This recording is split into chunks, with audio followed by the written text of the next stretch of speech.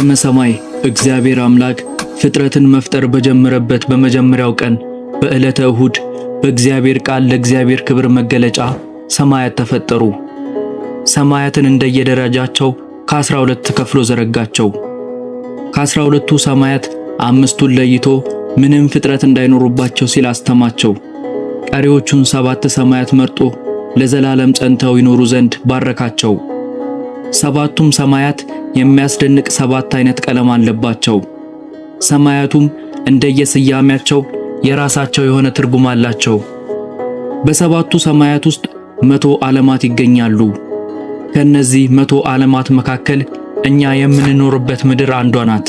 በዛሬው ቪዲዮአችን ስለ ሰባቱ ሰማያት መጽሐፍ ቅዱስን መሰረት አድርገን የቤተ ክርስቲያን አስተምሮ የሆኑትን ከጥንታውያን አባቶች ጽሑፍ አጣቅሰን አቅርበንላችኋል። ቪዲዮውን እስከ መጨረሻው ቢመለከቱ እግዚአብሔር ስለፈጠራቸው ሰባቱ ሰማያትና በውስጣቸው ስለሚገኙ አስደናቂ ፍጥረታት ትምህርት ያገኙበታል። ከሰባቱ ሰማያት በመጀመሪያ የምንመለከተው ጽርሐ አርያም ነው። ጽርሐ አርያም ከሰባቱ ሰማያት የመጀመሪያ የሆነና ለሰማያት የመጨረሻ ክፍል ሲሆን ከላይ ወደ ታች ሲቆጠር የመጀመሪያውን ደረጃ ያለ ነው። ጽርሐ አርያም ሰማይ ሰማያ ሰማያት ከሰማያት ሁሉ በላይ ያለች ሰማይ ናት። ዳር ድንበሯ ከእግዚአብሔር በቀር ማንም አያውቀውም። ጽርሐ አርያም የእሳት ፏፏቴ የሚፈስበት የሚገላበጥ የእሳት አጥር የተደረገበት ስፍራ ነው። ይህ ሰማይ በአንደበትና በቃላት ሊነገር የማይችል በምሳሌ ለማስረዳትና ለመግለጽ የሚከብድ ቃላትና ምሳሌዎች ሊገልጹት የማይችሉት በመጽሐፍ ሊጻፍ የማይሞከር የድንቅ ድንቅ የግሩም ግሩም የሆነ ልዩ ቅዱስ የሆነው የጸባዖት መንበር ነው። በዚህ ስፍራ የነፋሳትና የውሃ ድምፅ የነጎድጓድም ድምፅ የሚመስለው የቅዱሳን መላእክት ምስጋና ዘወትር ይሰማበታል። እመቤታችን ቅድስት ድንግል ማርያም በጽርሐ አርያም እንደምትመሰል ሊቃውንቱ በሌሊት ሰዓታት ላይ እየዘመሩ ያመሰግኗታል። እርሷ የአምላካችን የእግዚአብሔር ማደሪያ ናትና። ከሰባቱ ሰማያት በሁለተኛነት የምናገኘው መንበረ ስብዓት ነው። መንበረ ስብዓት 4 ቅርጽ ያላት ሲሆን ድንኳን ትመስላለች። 7 የእሳት መጋረጃዎችም አሏት። ሥላሴ በወደዱት መጠን ለወዳጆቹ ለቅዱሳን የሚገለጥበት ስፍራ ነው። የክቡር ዙፋን የተዘረጋበት ቅዱሳን መላእክት በፊቱ እየሰገዱ ምስጋና የሚያቀርቡበት ስፍራ ነው። ይህ የሰማይ ክፍል የእግዚአብሔር ግርማ መለኮት የሚገለጽበት ክፍል ነው። በዚህ ሰማይ እግዚአብሔር የብርሃናት ብርሃን የሆነው ክብሩ ይንጸባረቅበታል። በመንበረ ስብዓት መላእክተ ብርሃናት ዘወትር እንደሚራወጽ የቀትር ንቦች ድምፃቸው እንደ መብረቅ በሚያስደነግጥ መልኩ በማኅበር ዜማ ለእግዚአብሔር የክብር ምስጋና ያቀርባሉ። በዚህ የሰማይ ክፍል የሞቱ ሰዎች ነፍሳቸው ለእግዚአብሔር ሰግዳ ፍርድ ትቀበልበታለች። ከሰባቱ ሰማያት በሶስተኛነት ላይ የምናገኘው ሰማይ ውዱድ ነው። በዚህ ታላቅ የሰማይ ክፍል የረቀቁና የገዘፉ ታላላቅ ከዋክብትና በውስጣቸው የሚገኙ 21 ዓለማት ይኖሩበታል። ያሬስያ የተባለው ግዙፍ ፀሐይ በክልሉ ባሉ ፍጥረቶች ሁሉ ላይ ብርሃኑን ያበራል። ታላቅ የሆነው የጨለማ ጥላም ይታይበታል። ቅዱሳን መላእክት ረቂቃን መናፍስት በ21ዱ ዓለማት ውስጥ እንደ ንብ ሲራመዱ እንደ መንጋ አዕዋፍ ሲበሩና ሲንሳፈፉ ይታዩበታል። በአራቱ ማዕዘን ቆመው ዙፋኑን የተሸከሙ 40ቱ እንስሳ የሰው፣ የላም፣ የንስርና የአንበሳ አምሳያ ያላቸው ዘወትር ዙፋኑን የሚያጥኑ 24ቱ ካህናተ ሰማይ ያሉበት የሰማይ ክፍል ነው። እግዚአብሔር ከዘረጋቸው 7 ሰማያት መካከል በአራተኛነት ላይ የምናገኘው ኢየሩሳሌም ሰማያዊትን ነው ወይም መንግሥተ ሰማያትን ነው። መንግሥተ ሰማያት 4 ማዕዘን የሆኑ 12 በሮች አሏት። በውስጧ በብርሃን ሳጥን የተቀረጸ የሥላሴ ጸዳል የተሳለበት ታቦር ዘዶር አለች። ይህችም ታቦት የእመቤታችን ምሳሌ ናት።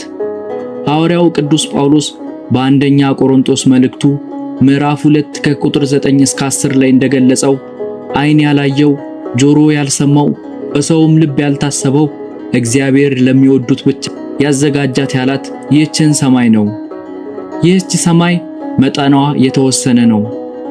ባለ ራእዩ ዮሐንስ በዮሐንስ ራእይ ምዕራፍ 21 ከቁጥር 2 እስከ 3 ላይ እንደገለጸው አዲሲቷ ሰማይ ያላትም ይህችን ሰማይ ነው። በጉበኖቿ ላይ የ12ቱ ሐዋርያት ስም፣ በመድረኮቿ የ12ቱ ነገደ እስራኤል ስም፣ በአዕማዶቿ የጻድቃን የሰማዕታት ስም ተጽፎባታል። በመጀመሪያ ሳጥናኤል የነበረባት ሰማይ ኢየሩሳሌም ሰማያዊት ናት። አምላኩን ሳይክድና ከክብሩ ሳይዋረድ በፊት በዚች ሰማይ ይኖር እንደነበረ ቅዱሳት መጻሕፍት ይዘግባሉ። በምጽአት ቀን ደግሞ ጻድቃን ከጌታችን መድኃኒታችን ኢየሱስ ክርስቶስ ፍርድ በኋላ የሚወርሷት ርስታቸው ናት። ከሰባቱ ሰማያት በአምስተኛነት ላይ የምናየው ኢዮርን ነው። ኢዮር እግዚአብሔር ቅዱሳን መላእክትን ከፈጠራቸው በኋላ በነገድ 100 በአለቃ 10 አድርጎ በሦስቱ ሰማያት አስፍሯቸዋል። ኢዮርም በ4 ራማን በ3 ኤረርንም በ3 ከፍሎ ነው በ10ሩ ከተማ ያሰፈራቸው። በዚህም መሰረት ኢዮርን ላይና ታች አድርጎ በ4 ከተማ ከፍሏታል። በእርሷ ያሉትን መላእክት በ40 ነገድ 4 አለቃ አድርጎ ከፈላቸው። የመጀመሪያው ነገድ አጋስት ይባላሉ። አለቃቸው ሳጥናኤል ነበር። እርሱም የመላእክትን ሁሉ ጸሎት ወደ እግዚአብሔር ያሳርግ ነበር። ከክብሩ ሲዋረድ ቅዱስ ሚካኤል በምትኩ ተሹሟል። ሁለተኛው ነገድ ኪሩቤል ይባላል። እነርሱም መንበረ ሥላሴን ይሸከማሉ። የቀሳውስት አምሳያ ናቸው። አለቃቸው ገጸ ሰብና ገጸ አንበሳ ናቸው። በሦስተኛው ከተማ በኢዮር ያሉት ሱራፌል ይባላሉ። የዲያቆናት አምሳያ ናቸው። በትንቢተ ኢሳይያስ በምዕራፍ 6 ላይ የተገለጹትና ኢሳይያስን ከለምጹ እንዲፈወስ ያደረጉት ናቸው። አለቆቻቸውም ገጸ ላምና ገጸ ንስር ናቸው። ኪሩቤል ወይም ሱራፌል ማለት የብዙ ነገድ መጠሪያ ነው። አራተኛው ከተማ በኢዮር ያሉት ኃይላት ይባላሉ። የእሳት ሰይፍ ይዘው በስሉስ ቅዱስ ፊት የሚቆሙ ናቸው። በመንፈሳዊ ሕይወት የዛሉና የደከሙ ክርስቲያኖችን የሚያበረታቱ ናቸው። አለቃቸውም ቅዱስ ሚካኤል ነው።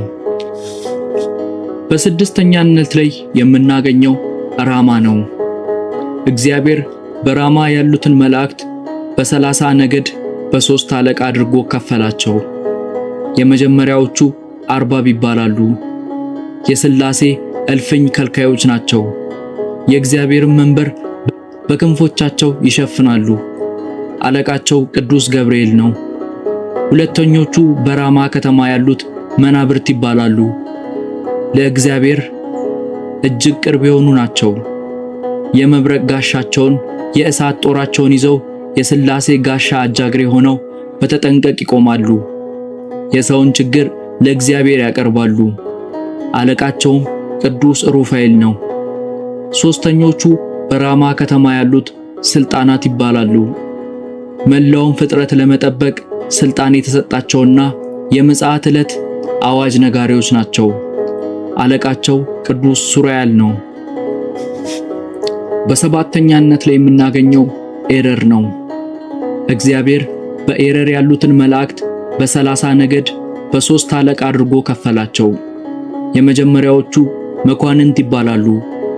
የሥላሴ የእሳት ባለቀስት ናቸው። የሰው ልጅ ልዩ ጠባቂዎች ናቸው። በተለይም በአደጋ ጊዜ ሎጥን እንዳዳኑት ፈጥነው ይደርሳሉ። በዕለተ ምጽአት የሰውን ሁሉ አጽም ሰብስበው ለትንሣኤ ዘጉባኤ ያበቃሉ። አለቃቸው ቅዱስ ሰዳካኤል ነው። ሁለተኞቹ ሊቃናት ይባላሉ። የሥላሴ የእሳት ፈረሶች ናቸው። በእሳት ፈረስ ይመሰላሉ። እነዚህም 24ቱ ካህናተ ሰማይ ሲሆኑ አለቃቸው ቅዱስ ሰላታኤል ነው። በኤረር ከተማ የሰፈሩት ሦስተኞቹ መላእክት ይባላሉ። ፍጥረትን ሁሉ የሚጠብቁ ናቸው። አለቃቸው ቅዱስ አናንኤል ነው። በእነዚህ መላእክት የማይጠበቅ ፍጥረት የለም። ከአዝርት ጀምሮ ሁሉን ይጠብቃሉ። ሦስቱም የመላእክት ዓለማት መኖሪያቸው ሲሆኑ ከዳግም ምጽአት በኋላ ወደ አለመኖር ሲያልፉ ቅዱሳን መላእክት ከጻድቃን ጋር በመንግሥተ ሰማያት ይጠቃልላሉ። ከሰባቱ ሰማያት ቀጥሎ ያለውና ምጽአት የሚባለው የሰባቱ ሰማያት መሠረት ነው። እነዚህን ሰማያት በሃይማኖት እንጂ ዛሬ በሥጋ ዓይን ልናያቸው አንችልም። ቁሳዊ አስተሳሰብ ላላቸው ሰዎች ይህ ምስጢር ይከብዳቸዋል። የሃይማኖት ሰዎች ግን ሁሉንም ሳይጠራጠሩ በሃይማኖት እውነት ነው ብለው ይቀበላሉ። ሃይማኖት ለብዙ እንቆቅልሾች መልስ ስለሚሰጥ ለሚያምኑ ሰዎች ታላቅ እፎይታ ነው። እግዚአብሔር በቸርነቱ ለመንግስቱ የበቃን ያድርገን። ወስብሐት ለእግዚአብሔር።